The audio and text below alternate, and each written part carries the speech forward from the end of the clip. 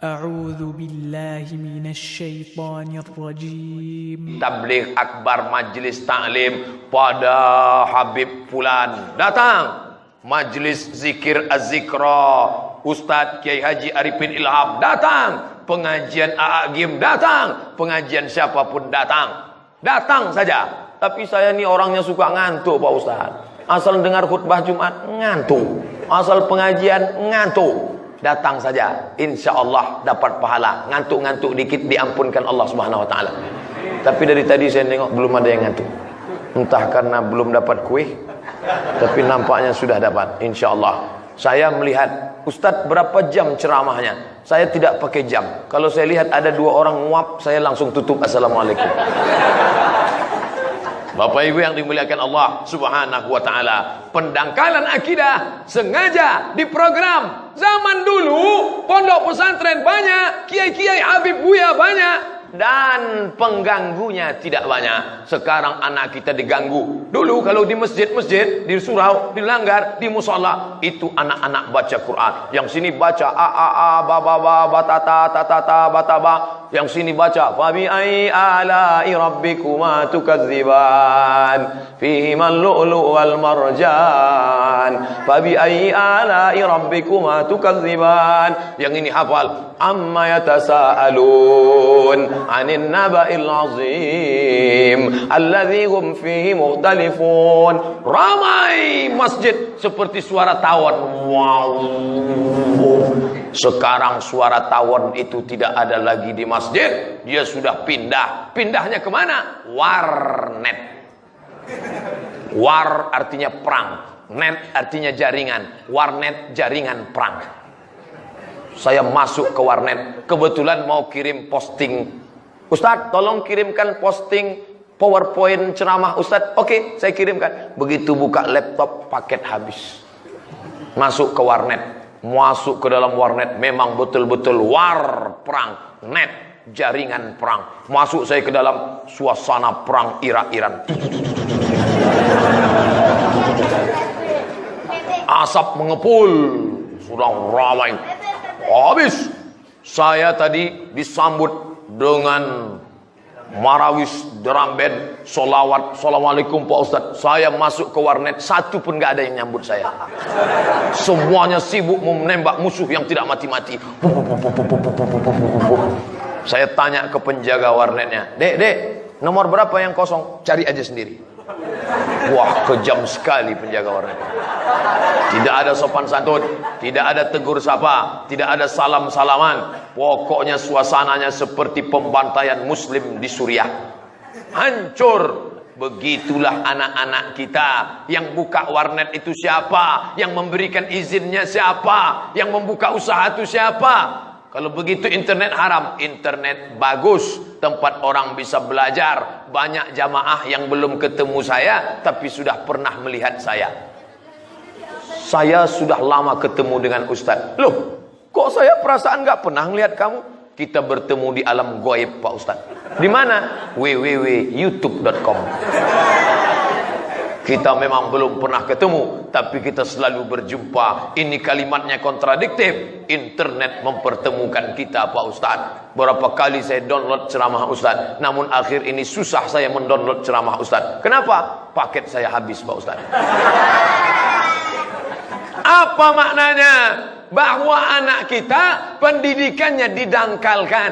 Maka bapak ibu yang anaknya dari kecil sudah suka pakai jubah, bersyukurlah. Anak-anak mau datang ke masjid. Sekarang ada orang yang tidak suka anak ke masjid. Anak-anak jangan bawa ke masjid. Saya nggak suka nengok anak ke masjid. Naik darah tinggi saya. Stop, bawa pulang. Anak-anak ini kalau kita tidak bawa ke masjid sekarang, kapan lagi? Maka kata pemimpin dari Turki bernama Muhammad Al-Fatih, kalau di masjid masih ada anak-anak lari-lari, lompat-lompat, ribut-ribut, bersyukurlah. Berarti 2000 tahun 2040, tahun 2040 masih akan ada anak-anak ini, insyaallah. Musola kita namanya Al-Amin. Jujur, nama adalah doa. Semua jamaah Al-Amin ini insyaallah orangnya jujur-jujur. Kan? Amin. Mana pula orang Semua jamaah Al-Amin insya Allah jujur, ikhlas. Dibilang jujur, semuanya bilang amin. Ghairil maghdubi alaihim waladdallin. Amin. Kabulkanlah ya Allah. Amin. Jujur. Amin. Amankanlah ya Allah. Makanya hati-hati, banyak orang ngomong amin. Amin. Amin. Amankanlah. Amankanlah. Amankanlah itu bahasa Qurannya ditangkap. Seorang wali kota sudah diamankan di Poltabes. Itu artinya ditangkap. Makanya dikit-dikit dia bilang, amin, amankanlah, amankanlah. Keluar dari musola ditangkap langsung.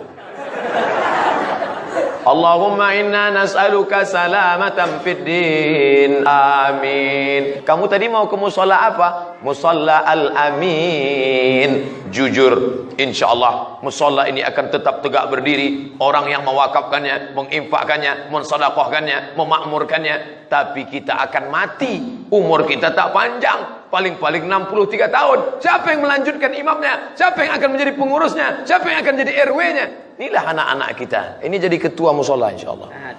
Yang ini jadi wakil, yang ini jadi sekretaris, yang belakang urusan mengantar undangan. Apapun perannya, mereka yang akan menjadi pilar, pioner, pemimpin. Kita doakan semua anak-anak kita ini menjadi anak yang soleh dan solihah insyaallah. Amin ya rabbal alamin.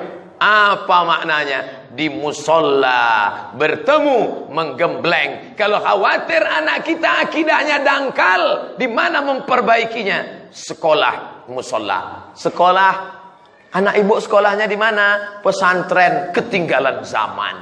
Anak ibu sekolahnya di mana? Di pondok, ketinggalan zaman. Anak bapak sekolahnya di mana? Islamic boarding school. Mantap. Pokoknya orang kita selalu yang pakai Inggris-Inggris. Tadi makannya pakai apa? Ayam goreng. Orang kampung. Kamu pakai apa? Fried chicken. Padahal isinya itu juga. Sampulnya aja yang beda. Mau sekolah di mana? SDIT. Sekolah Dasar Islam Terpadu. SMPIT. Islamic Boarding School. Pondok pesantren. Jangan lihat casingnya. Yang penting dia paham agama. Dia mau jadi apapun terserah. Terserah bakatnya kemana. Pak Ustadz, anak saya ini kemana mau bawa martil Pak Ustadz. Berarti ada dua kemungkinan. Pertama, dia mau jadi tukang rumah. Yang kedua, dia mau jadi hakim konstitusi. Karena hakim kemana-mana bawa martil. Sah. Sah. Anak saya ini Pak Ustadz kemana-mana bawa jarum suntik. Ada dua kemungkinan. Pertama, dia mau jadi dokter spesialis. Yang kedua, mungkin mau jadi pecandu narkoba. Tergantung kita mengarahkannya kemana.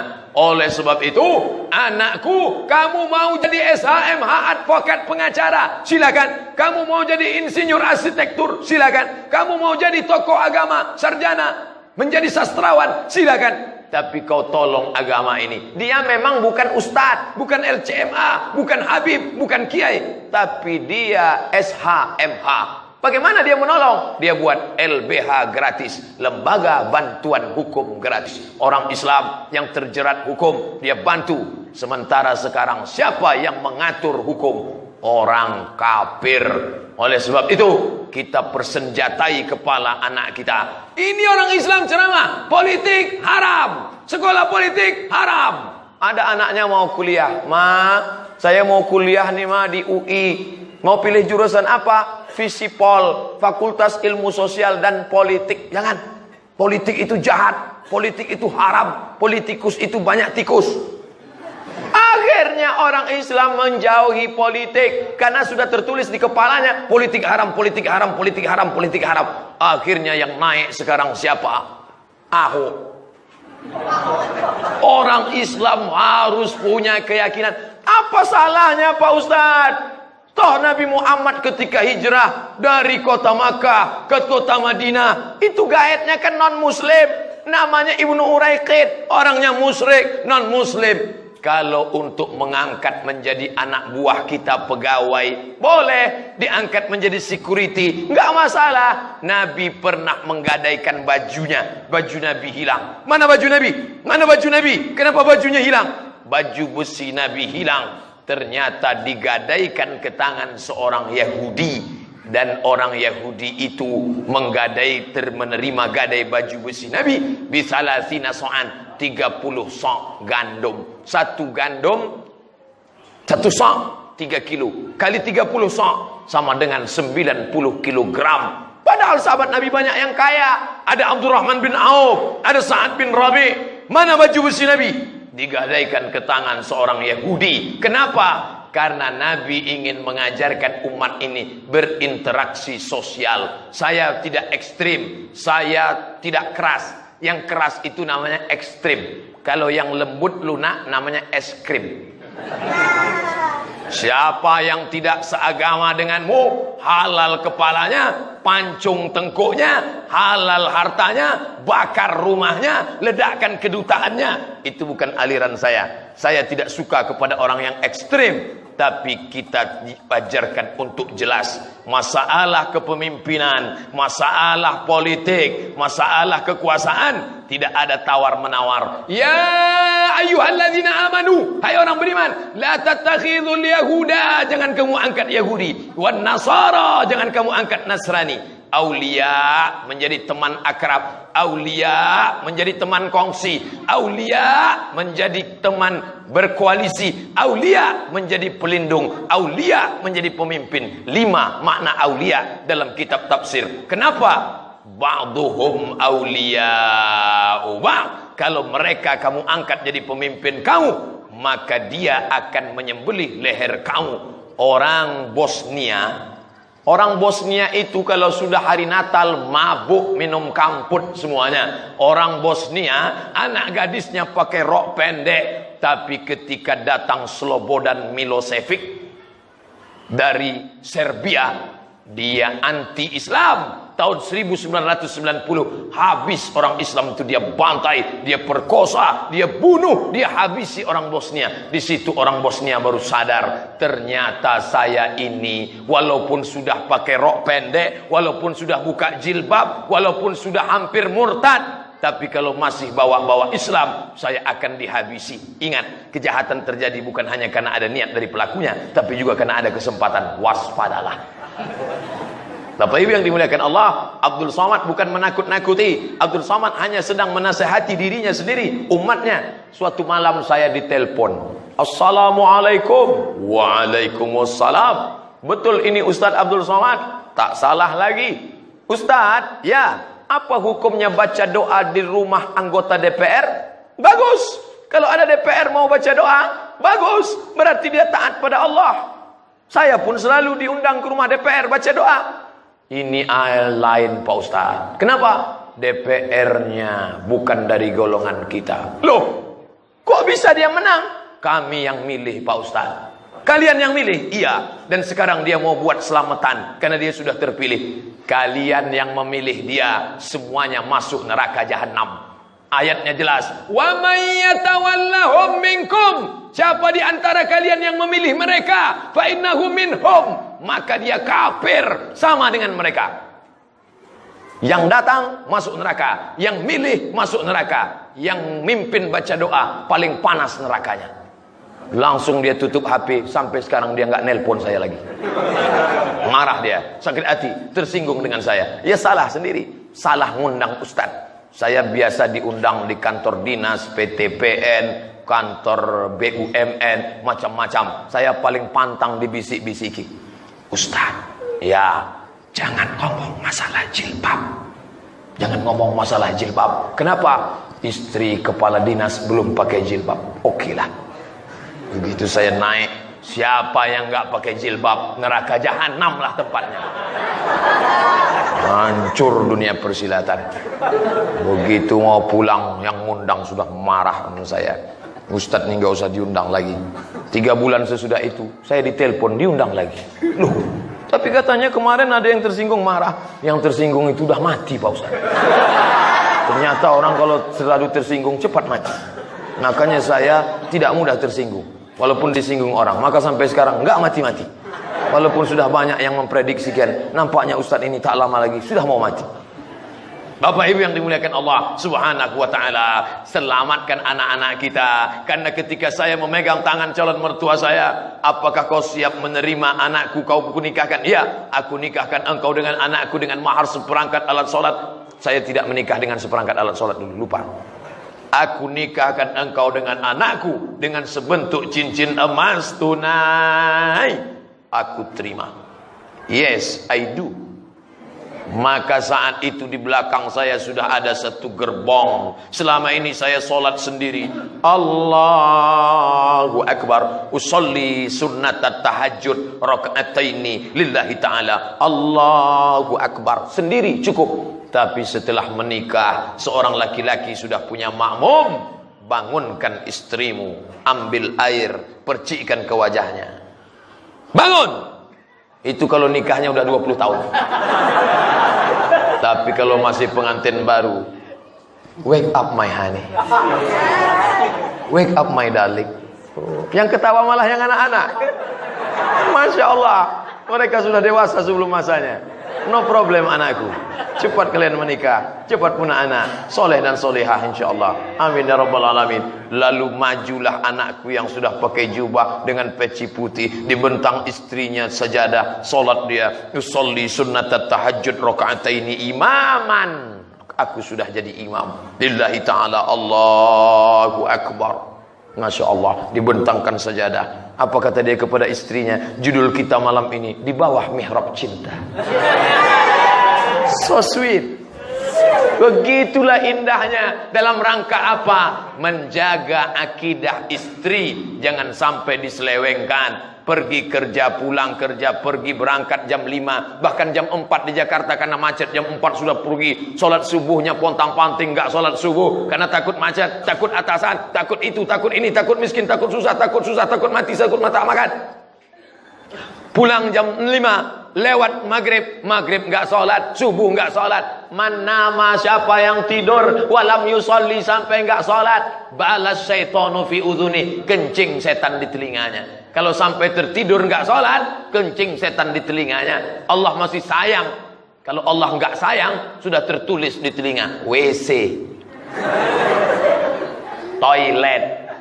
Allah masih sayang, dia tutupi. Bisa ditutup pakai peci, bisa ditutup pakai sorban, bisa ditutup pakai baju koko, sehingga kita tidak tahu apa isinya. Tapi ingat, akan dibukakan Allah Ta'ala. Yauma tubalas sarair. Segala rahasia akan ditunjukkan, ditampakkan di hadapan Allah. Itulah akidah. Seorang bapak solat rajin, puasa rajin, tapi istrinya tidak dia jaga akidahnya. Istrinya tidak pakai jilbab, istrinya pakai rok pendek setengah tiang. Istri pakai baju you can see. Kamu can, bisa, see, melihat. Kamu bisa melihat ketiak istri saya. Tidak ada sopannya, tidak ada santunnya, tidak ada malunya, tidak ada segannya. Biar saja hantam kromo. Ingat, kau akan diminta tanggung jawab di hadapan Allah Subhanahu wa taala. Kalau kau sanggup jadi laki-laki, be man, jadilah laki-laki. Kalau kau tak sanggup jadi laki-laki, ambil gunting, potong itu barang, kasih ke ayam. Jadi laki-laki bukan hanya sekedar tampangnya. Jadi laki-laki bukan sekedar tatonya. Ini sekarang banyak orang menunjukkan laki-laki ikut fitness, tato besar, luar biasa, gaya menakutkan, ditegur orang. Di mana letak mushola Al-Amin? Di sana. Laki-laki adalah orang yang bisa menyelamatkan istrinya, menyelamatkan anaknya. La yadkhulul jannah, tidak masuk surga. Sahabat bertanya, siapa yang tidak masuk surga itu ya Rasulullah? Dayus. Tidak masuk surga dayus. Kalau gayus, Bapak Ibu tahu semua. Hari gini nggak bayar pajak, apa kata gayus? Dayus tidak masuk surga. Sahabat bertanya, wamad dayus? Siapa dayus itu ya Rasulullah? Rasul menjawab, allazi la yagharu ala maharimihi. Orang yang tidak ada rasa cemburu kepada mahramnya. Tak ada rasa cemburu kepada mahramnya. Maka jaga. Yang laki-laki solat di rumah hanya pada solat duha, solat tahajud, solat qabliyah, solat ba'diyah. Adapun solat subuh, zuhur, asar, maghrib, isya, subuh, zuhur, asar, maghrib, isya, solatnya di masjid. Musola gimana Pak Ustadz? Musola podo, sami mawon, sem-sem, sama saja. Musola sama dengan masjid. Kalau masuk musola, sholat sunat tahiyatal masjid. Nggak ada tahiyatal musola. Usolli sunatan tahiyatal surau. Usolli sunatan tahiyatal langgar. Usolli sunatan tahiyatal masjid. Kalau di tempat itu ada sholat 5 waktu, subuh, zuhur, asar, maghrib, isya, namanya masjid. Kalau di tempat itu ada sholat 5 waktu plus sholat Jumat, namanya masjid jami'. Itu bedanya. Makanya di Madinah itu banyak masjid, tapi tidak ada sholat Jumat. Dia tetap masjid. Nanti sholat Jumatnya ke Masjid Nabawi, masjid jami'. Jami' diambil dari kata Jumu'ah, tempat berkumpul bersama. Maka yang laki-laki datang ke musola, musola al-amin. Suara azannya, mikrofonnya keluar, boleh keluar. Ada sebagian tempat tidak boleh keluar. Saya ketemu masjid, nggak boleh keluar. Kenapa? Karena ada orang yang ketika mendengar suara azan, dia ngamuk bawa parang panjang. Dari mana tadi? Gimana tuh Pak Ustadz? Orang yang ngamuk dengar suara azan berarti ada jin dalam badannya. Karena yang nggak senang dengar suara azan itu setan di dalam. Dia mesti diruqyah.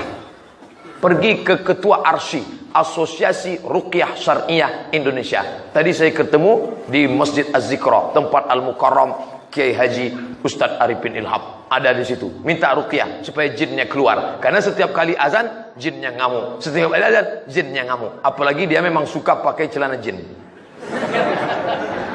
Bapak Ibu yang dimuliakan Allah Subhanahu wa taala, maka laki-laki yang soleh solatnya di masjid. Laki-laki soleh solatnya di masjid. Kalau ada laki-laki solat di rumah, itu namanya laki-laki solehah. Ibu yang di luar, kalau ada suaminya rajin solat di rumah, itu besok pergi ke pasar minggu, pergi ke Tanah Abang, pergi ke macam-macam, cari itu mukena, masuk bungkus pakai kain kertas kado, buat di situ oleh-oleh dari Ustadz Somad. Wah, Ustadz Somad kenal sama saya? Iya. Kok dia tahu? Entahlah Mas. Coba buka. Dibuka ada mukena. Loh, kok dia kasih saya mukena? Kamu katanya laki-laki solehah. Laki-laki yang soleh, solat di masjid. Hayya 'alas shalah.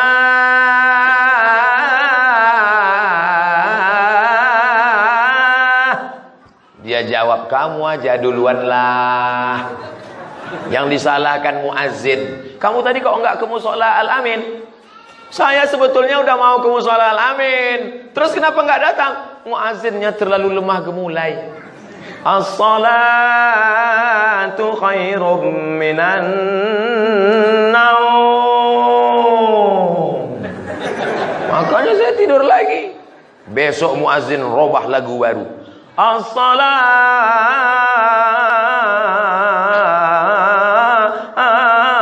khairum minan naum.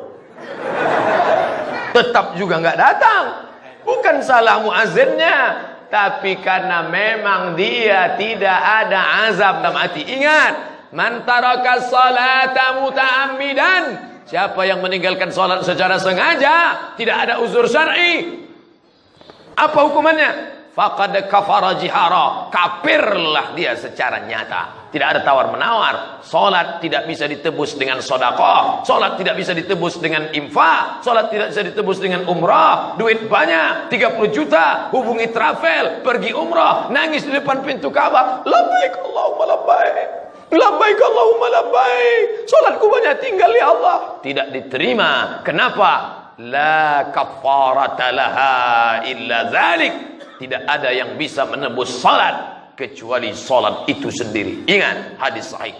Yang lama-lama ini salatnya tinggal ganti. Bagaimana cara mengganti salat? Habis salat zuhur nanti satu kali lagi salat. Usolli fardhu zuhri 4 raka'atin qadaan.